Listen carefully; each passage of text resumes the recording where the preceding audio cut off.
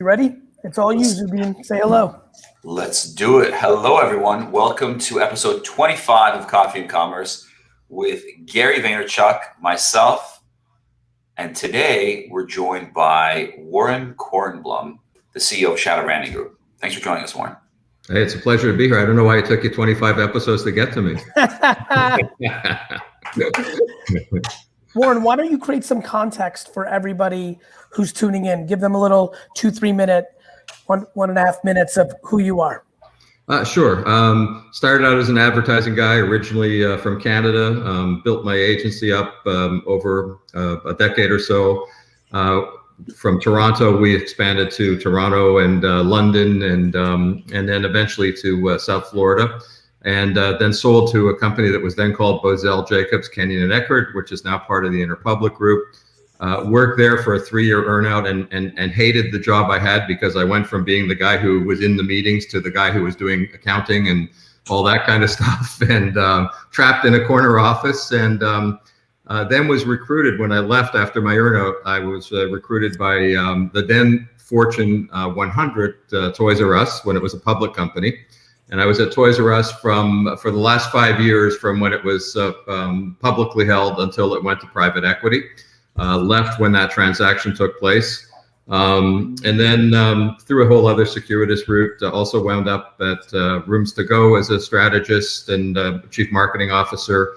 And then at Serta Simmons Bedding. And today what I'm doing is board work and advising companies, both legacy brands as well as startups. So legacy brands on how to defend and startups on how to attack. It's kind of a really cool perspective to have. Yeah, I actually live a little bit of that life as well, and I think it is a fun way. You get to see kind of both sides of the equation, which gives you clarity, which allows you to kind of help. Zubin, take us away. Warren, really appreciate the background. So there's a lot for us to discuss. We had to wait 25 episodes to get you on, so we want to cram everything as quickly as we can. Let's talk about Toys R Us. Talk about your time at Toys R Us, and with the theme, like we're talking about today, and in some of the speaking work that you're doing, your overarching theme is you're never too big to fail or too small to disrupt, and the juxtaposition of those things, I think, is brilliant. I'd like that to be kind of the theme behind most of our discussion today, as I'm sure it will be. But if you could just talk to us about one side of that, Toys R Us, not necessarily where it went wrong, but what you saw, what you observed, where it could have gone in a different direction, and what you feel about your time at Toys R Us. And Warren, one thing that I want you to touch on, because I know this is a short kind of like blast of time with you. For the people, there's a lot of entrepreneurs. I'm reading the comments. Hello, everybody on all the social platforms that are watching. Explain this notion of being, you having your own business and then being part of something like Toys R Us. When I hear your origin story, you were playing the long game, so you were making long decisions. Yep. Then you get into this environment where you have to make short decisions. I'd love to tap into your brain on something that you wanted to do in your soul. Right, Warren, that you knew because you knew how to do things. You did it before, but you couldn't do because of the construct of the game you were playing at Toys R Us. And I think that will teach people why big companies do certain things that don't make sense, or may help somebody make a decision today that may come out to a different kind of outcome. Sure, and I think that's a really great perspective. I guess that if I look at the frustration, I was actually the first time that they had brought in a quote chief marketing officer, and it was also the first time I had ever been a client in my life, because I had always been on the service side. And I think I remember a couple of really quick ones. One is I remember the first day that I was on the executive committee at Toys R Us, and I remember walking into the boardroom for the first time, and I'm a marketing guy like we all are, and I said, okay, so it's not rocket science. My customer, my target is mom with kids. I mean, and she was really a second generation Toys R Us kid. So the assumption was that everything about Toys R Us, forget about reality, perception was, what a cool store. It's where I get toys. It's where I grew up. And I remember walking into that boardroom and I said, okay, so my target's mom with kids, and the entire room was filled with guys with ties. And I said to myself, okay, well, this is a bit of a problem. And you know, we all know as great marketing people, what you have to do is you have to get out of your own skin and get into the skin of the person you're trying to talk to or the people you're trying to talk to.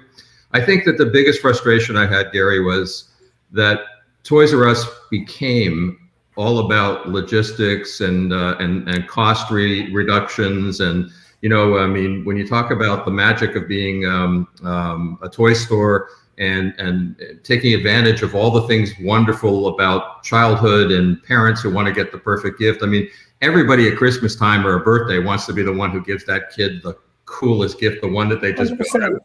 And, you know, I think that's what Toys R Us would be. The thing I really loved about my time there was the opportunity to be a part of the team that built the Times Square store. Because that was cool. Toys R Us should have been about not the fact that it was, you know, 100,000 square feet, but that it was about just you could just see when kids went in there, they were captivated by it. The experience. Yeah, 100%. So I think Toys R Us lost sight of its consumer, and it became about running this big.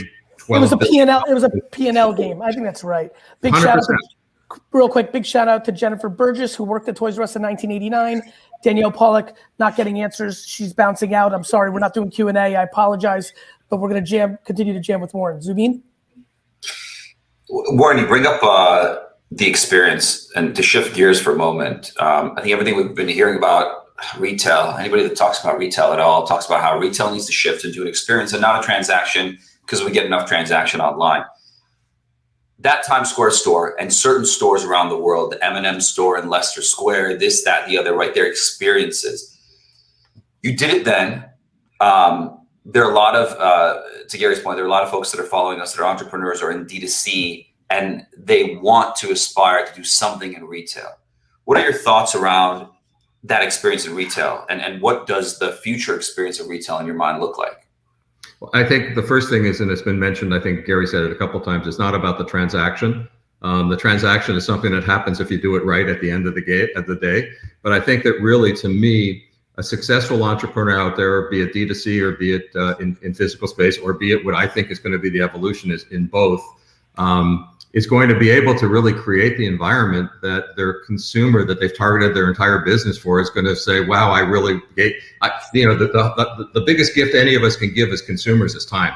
Time is precious. 100%. Time is something that we value. And from the time I walk into that store, my time has to be honored. I'm a big believer in something I call share of heart. You know, we all talk about it's important for people to think of us first, to give us money and all that. But you know what? When you get them to actually like you, then you win. Warren, do you think that during your era there, do you think that you and the rest of leadership underestimated the internet from getting them to care and doing brand building down there, and thought of it more in a transactional manner, if at all? And I think it's important. I think I like talking about when I passed on Uber twice or many other things. I think you build so much on kind of like, I think you could teach a lot of people and they're loving you in the comments. So I like the way you're communicating. You know, I think about those years. Toys R Us is one of my favorite brands of all time. Me too.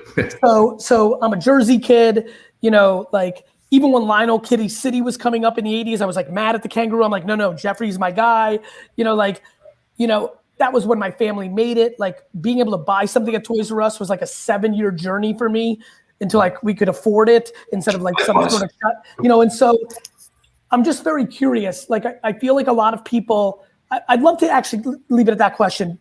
Going back, your organization's relationship with the internet, underestimated it, misunderstood it, mistreated it, afterthought, help me. Missed the boat entirely would be the answer I would give you. One of the reasons that I actually was recruited to go to Toys R Us was, and you'll probably remember, a lot of the younger audience won't, but there was this first wave of e-commerce that took place around 2000. I remember Toys R Us doing the deal with Amazon. Well, yeah, and also there was a brand called eToys that had was a year old, had I think $50 million in total revenues. Toys R Us, 50 years old, so a year 50. 12 billion versus 50 million.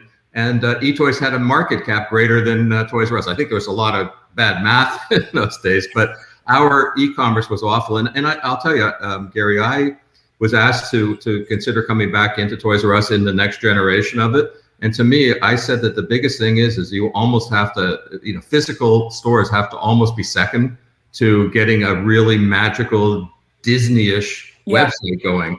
And I think it was absolute, aside from carrying too much debt load, it was the absolute death knell of Toys R Us was never, ever, ever figuring out e-commerce. And not even so much e-commerce is a bad way to put it. It was bringing the brand to life online and really creating an amazing place for kids. I think the thing that you said, and I want to get this in because so many entrepreneurs listen to this show, Zubin, that are early, and I'm always trying to make that connective tissue to them because they can't necessarily relate to the level that Warren played at, where it's a different place. What Warren's saying to a lot of you, and I could tell by the way he's saying it, him and I are brothers, and I'm excited to build our relationship offline, is at some point Toys R Us became how much money will we make this year obsessed, not what the heck is going on with the customer, what do they want? And the second that transformation happened, it was game fucking over. A lot of you right now are in year 2 of making $800,000 from making $30,000 in year 1, and you're thinking about the house and the boat and the Rolex that you're gonna buy instead of feeding your business.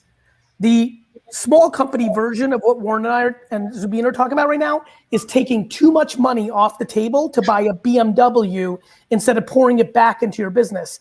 I built my dad's business very aggressively because I didn't take any money off the table. I was pouring it back into the machine, which allowed for bigger economics later for my dad. You see that connection, Warren? Do you agree? You started a company. No, 100%. And I also think that in those days, even as a public company, and I think it can translate down to early stage entrepreneurs too. In the public world, you found out, and companies still do it today, that they manage their business for 2 months the way they think they should manage their business. And the third month of the quarter is getting ready for the analyst call. And you do stuff that just makes no sense whatsoever. You're appeasing Wall Street to make it look like you're doing something they want, that you think they want. Exactly. Meanwhile, that's completely against what the consumer wants. Exactly, and they were basically voting with their dollars. And I think to your point, Gary, even on the young entrepreneur in their first or second year, and you're right about not buying. It's not about so much buying thing, but even as you're looking to what do I do with this business, you're absolutely right. It's invest in the business, and most importantly, invest in the business's ability to relate to their customers. I want to touch on something you mentioned there. Bit of a tangent, but I think it's really important for the audience, especially those, which is basically everybody here, that follows Gary. Oftentimes people are wondering, like, what is Gary like in a boardroom? What is Gary like in these meetings? And you hit on a really important point, because this is a constant conversation that we have, which is, okay, we have got this target to hit, that target to hit, et cetera, this quarter. I think the critical thing here, and this is an aspirational thing for everyone that's listening, is we'll go in, somebody will say something. Most people, 99.9% of people, will within that paradigm go, okay, this is a problem that I have to now solve. How do I solve this problem? The difference between that and Gary is Gary will be like, okay, how do I flip this on its head? How do I figure out how to change that problem completely so that we can get the result we want? So that influence, I think, is really important, and to understand that you can look at problems now. Again, most of us don't have that leverage, don't have that ability, but to be able to think that way and understand that ultimately there are reasons, and they could be illogical reasons why a lot of these decisions are made, but to have the ability to push back and get to that point where you're able to course correct without having to stay within the confines of the problem is really interesting. Well, in today's world, safe sucks. It just does. I mean, it's dangerous. If you play it down the middle, you're going to get hit with the ball at some point. Safe is no longer safe. It's not, because the reality is that the consumer's options and the speed of innovation make it a vulnerability. Absolutely, 100%. I mean, look, again, because I think we're doing a lot of relating to a lot of the audience that's watching. When influencers didn't what's going on Instagram right now is organic reach is really getting affected. Yes. And so 2 years ago, when I'm like, go on TikTok, they're like, I'm crushing over here. My ego doesn't allow me to start at zero again. They thought they were playing it safe. Now they're in trouble. You just see it everywhere. Yeah.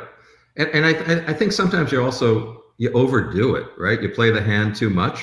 And at some point when you do that, you start, with those examples, at some point you start to almost become redundant. And then and when you get into that trend thing on information and influencers, if there's not the credibility, then people will stop listening. Right. And, so, the other thing that happens, and I see this in the music industry and Hollywood and in advertising, one of the things, I would argue the single biggest reason that I am Gary Vee is because I still want my ear to the ground of my craft. Warren, I compete against executives in Adland, as you know better than most, that aren't actual content producers, aren't actually running ads, aren't actually looking for business results. I am meta to what I do. I'm a practitioner of my craft, more than the people that even work for me, the most progressive company. Yeah. I think that people lose their ear to the ground. What got them there is, I say this to a lot of people, and it's been really hitting for some of my friends. I'm like, Gary, and I'm like, my friend, what got you here is the thing that will get you to the next place. And you were convinced by somebody, not yourself, that it was something else. Right. I'm tripling down on what got me here. I'm getting more dirty, more in the trenches, more engaging, more content, this kind of content, that kind of content. Like I'm tripling down on the dirt, and people are so quick to enjoy the fruits of the penthouse. They lose their sensibility, flavor, taste, strategy, context, and ability in the fucking game, Warren. Yeah, no, I agree with you. It's sort of, Gary, I 100% agree with you. And it's almost like going back to your original question about what frustrated me the most about Toys R Us, because Toys R Us lost its way, forgot who it was, forgot why it was there. It wasn't about cubic feet of warehouse and all that shit. It was about getting, being the biggest selection and making kids happy and making parents and uncles and aunts and friends feel really cool for having been able to do it. So it was about satisfying customer need and understanding it. And it was not about what it became. Yeah. You're absolutely right. It completely lost sight of the magic of being Toys R Us, what you and I remember as kids. 100%. Don't count me out, even though I was in the clearance aisle the whole time. I was there as well. I love the $1's a dollar, buddy. I have the brand association, the feeling, the emotion behind that. I think all of us can, certainly relate to. Let's talk about customers for a moment and lean in there. You mentioned you're never too big to fail or too small to disrupt, right? But if you're not too small to disrupt, what is at the core of failure or disruption? And how do those folks listening in, and frankly, any company, because again, you're probably not too big to disrupt either, but what is it? How do you disrupt? I think what you do is, first of all, it 100% starts with the consumer in the middle of it, and understanding it's not all consumers aren't created equal, for sure. So based on what it is that you do and who it is that's going to buy what you do or be loyal to you in what you do, having a really acute understanding of them and getting, as I said earlier, getting out of your own skin and getting into their skin. The assumption is that, it's funny, as you know, later in my career, I spent a lot of time in the mattress business. And, the never too big to fail is also a great example there. Here you got all these legacy brands, some of which I was helping, and Serta and Simmons, and, you got a lot of other ones. And 8 years-ish ago, there's a bunch of people who take credit for being first. Casper obviously was raised the most money for sure and spent the most money on advertising, but Casper, Purple, Tuft and Needle, Lisa, they all came out around the same time. What was their key to disrupting? Their key to disrupting was, one, they realized that people just didn't like shopping for mattresses. They didn't like shopping for mattresses. I would literally rather Zubin punch me in the neck with a hot iron than go buy a mattress. It wasn't enough to just punch you; it had to be a hot iron as well. Hot iron. Well, and what didn't you like? You didn't like the fact that you felt like you were going into almost like they used to use the used car analogy. I like my time, Warren. Right. Like, what the fuck am I doing? Like, jump on this thing and they all feel fucking fine. Yeah, well, but then there's the other side of it, which is that the brilliance of these guys was they realized the shopping experience sucked, so let's eliminate the shopping experience. They realized time is a value, so let's try and make it as simple as we can. They realized that people had no idea about what the value prop in mattresses was. And there, I think that the industry, the legacy people in the industry, including me, did an awful job of communicating what's the difference between a $3,000 Tempur-Pedic and a $9.99 Casper. There is a difference. I promise you there's a difference. But it got obfuscated. It just got thrown out because the marketing was so spot on by the disruptors. So Zabin, to answer your question, I think it's a real keen focus on the people you're trying to do and give them a solution that's respectful of them, not that you're trying to shove at them, but that they sit there and go, you know what? Great, I can get it tomorrow. If I don't like it, I can send it back and I don't have to spend a lot of money on it. And I'm not going to have some salesperson tackling me in the store, not letting me out the door until I buy something. Two thoughts. One, absolutely, as it relates to the consumer, and it might just be one thought, by the way, as I'm thinking through it. But one thought that's so good that it feels one like thought two. that's so As long as good. he doesn't throw the hot iron at me, I'm fine. So, There's two thoughts that's one that's so good it won't even come out. Here's the question. Going all the way back to what we mentioned about Toys R Us, because I think that's critical. You've got a bunch of men in a room making decisions for their customer that are moms buying for their kids, right?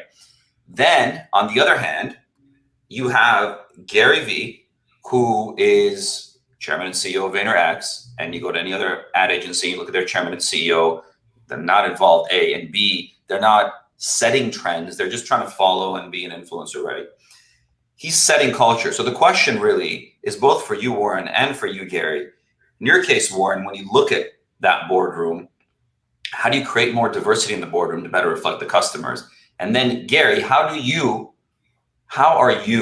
not only looking at, like, being able to comment on the direction the world is going in, but actually deliberately setting culture? You're creating culture. Zubin, I'll jump in first. I apologize, Warren. I really don't think I set culture. I swear to God, I was listening. I couldn't wait to jump in. I don't think so. If you really like, here's a good one. Whatever, I'm going to ask you right now, so I'll give you a second to give a good answer. What I set, and then I'll give you the answer of why that's not true. So go ahead. What culture have I set? You've set the culture that's making entrepreneurship exciting, something to aspire to, something that is as aspirational as becoming a basketball player. Let's talk about it. Okay. So there, Kevin Rose, the MySpace guys, Tom, Sarah Blakely, there was people doing entrepreneurship on top of Web 2.0. And so what I was seeing was, the internet's about to mature, so I can put out content around my entrepreneurship. But the bubble was already happening, right? Entrepreneurship was booming, in that early, from 95 to 2005, the internet created a macro structure where entrepreneurship became practical in a way that it wasn't for Warren and I prior to that. I might have been funny in that I had a personality that was so comfortable in one's skin that I was one of the people amongst others that, captured people's attention in the communication of it. But to me, I think it's because I rode what was happening early. And had I not existed, because this is how I think about setting culture, if I didn't exist, would it exist? And I don't think I've ever done anything that wouldn't exist if I hadn't been there. I think I incorporate into culture and consumer behavior at a speed and an observation that is stronger than most on earth. But I don't think I set it because I don't think I do anything that creates something that wouldn't have been there without me. I think the 70-year-old man in the comments, the 12-year-old girl, the 18-year-old college student, the 34-year-old single mom, the 45-year-old pastor would beg to disagree with you. Well, I'm going to read comments while Warren jumps in. I think the first thing is I think culture is such a tough concept. Not because it's not something I don't believe in, but when you ask people what culture means, even just listening to the conversation, it means a lot of different things to a lot of different people. And I think from my perspective, when you ask about that boardroom and what could have been done differently, first of all, you mentioned the word diversity, 1000%. But I think it's also, I've always said to myself, when I had my own agencies, it was like, I want to fill the room with really smart people. And I kind of hope I'm not the smartest one in the room. Hopefully I'm the one who can, when the right idea happens, I can just jump on it but it doesn't have to come from me. And I think when you talk about, so what is that? That's a culture of creativity and empowerment and stuff like that, right? I think there's cultures that are, we're going to be passionate about our customers. That's a culture, so I think culture, that's why culture I don't think it's a universal concept that always means the same thing.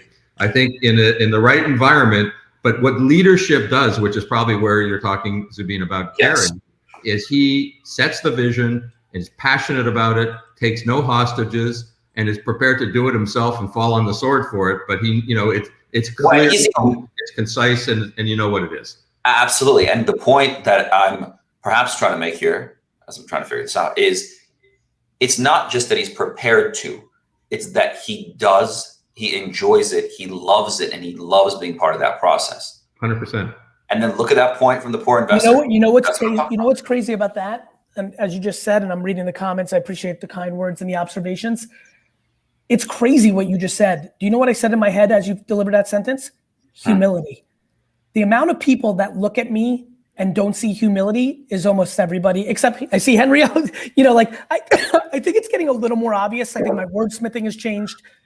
But I've always known that humility was my superpower. I'm an aggressive communicator. I have conviction. Conviction's incredibly easy to balance with humility. It's just unique. It's just unique. And then you add a little Jersey Street and a little immigrant underdog, and you get a formula. But I think humility is incredibly underrated. Warren, I noticed you reacted to that when I dropped that. 100%. I think you're absolutely right. I think that what humility does is I think humility entices people to listen to you, right? Versus the other way when people just start to turn that off. And I think humility also allows you to listen to other people. It allows you to not think you have all the answers. And I think that it's an absolutely vital piece of any successful entrepreneur you can be aggressive and you can be fairly confident in your opinions, but if you don't have the humility to realize that it's not only about you, I think at some point you hit the wall. 100%. You're dead. If you're a leader that doesn't understand that you work for them, not the reverse. I mean, Zubin has been very kind on this episode. Thank you, Zubin. But in private meetings with me, it's been one of my most delicious relationships in the last 2 years, based on something very interesting, which was he had his own company. I bought his company, and he had a lot of reservations and concerns that it would be good. And for me to exceed his greatest optimism is why he communicates to me the way he does behind closed doors. And it means the world to me. It's fucking flattering. 100%. But that's because I think I work for him, Warren. I bought his company, I gave him money, and I feel like I work for him. Well, in some respects you do. And if we don't feel that way, then, you lose sight of what you're doing. If you didn't feel that way, people always say to me, so what's your biggest fear? And I always say my biggest fear is fear of failure. And it's not because I'm afraid of failing. It's afraid of letting people down. It's afraid of not having my game on. It's afraid of, when someone calls me into a room to advise, be it a startup or a big company, it's not feeling like I accomplished something on their behalf or gave them, it sounds trite, but gave them added value that when I leave the room, it was a better meeting than when I walked in. That's to me, that I put it as fear of failure. Maybe it's not fear of failure, but it's no, it is. That's how you define failure. And I think that for those of you that are listening, like, oh, I'm in a job or I'm doing this is the right place for me, whatnot. I can tell you it's definitely not the right place for you if you are not rooting for your partner, your coworker, your boss to be successful. Nothing like a great team. Nothing like a great Nothing, team. Really nothing caring like passionately about their success. Even in like pickup basketball. Yeah. Like, Warren, you just said nothing like a great team. I literally thought about a single pickup game in 1998, as you just said that. Like, there's like random peeps, and you just gel, and there's just nothing. Like, I always go to that place. I occasionally go to the place of this single pickup game where the five of us should have never run that playground that day. We shouldn't have won a single game, let alone six. And that's why I've always believed in team. I'm like, these are five. I think maybe two of my friends were there. And it was two. But punchline, 5 players that had never played together, most connections didn't even really know each other. And sometimes it just happens, and it makes me believe in team the most. 100%. And I'll bet you, Gary, if you ran into and you remembered any of the other 3, the non-2 friends, you'd probably have a connection as lasted 2 decades, right? Yeah, we were there, we did that. That was cool. Yeah. I right now want to give a huge shout out to Keyshawn and Kenny. I don't recall their last names, but in 3rd grade, we had a baseball team, and we were kind of the diamond, the 3. Yeah. And like, I feel feelings towards them right now, Warren, that you can't imagine. Yeah. Yeah. 3rd grade baseball. Share a heart. I'm telling you, they got a piece of you. 100%. Yeah. Share of heart. Love it. This is fun. Take us away, Zubin. I got to run and do some family stuff. Warren, it's such a pleasure. Let's get connected. Zubin, maybe connect us on email. I'd love to share a meal at some point or a drink virtually or something, Warren. I really appreciate your time. Me too. Thank you. Keep up the good work. You're, I'm a fan too, so it's great for me to be here and get to meet you guys, both of you. Thank you. Thank you. All right, Zubin. Warren, thank you so much for joining us. Audience, thank you for the comments. Thank you for engaging with us today. I hope you got a lot out of today. It was a milestone episode for us, episode 25. Looking forward to seeing you all back in a couple of weeks. Warren, thanks again. Thanks for making the time, and we'll definitely have you back on. All right. Be my pleasure. Thank you. Thanks, everybody.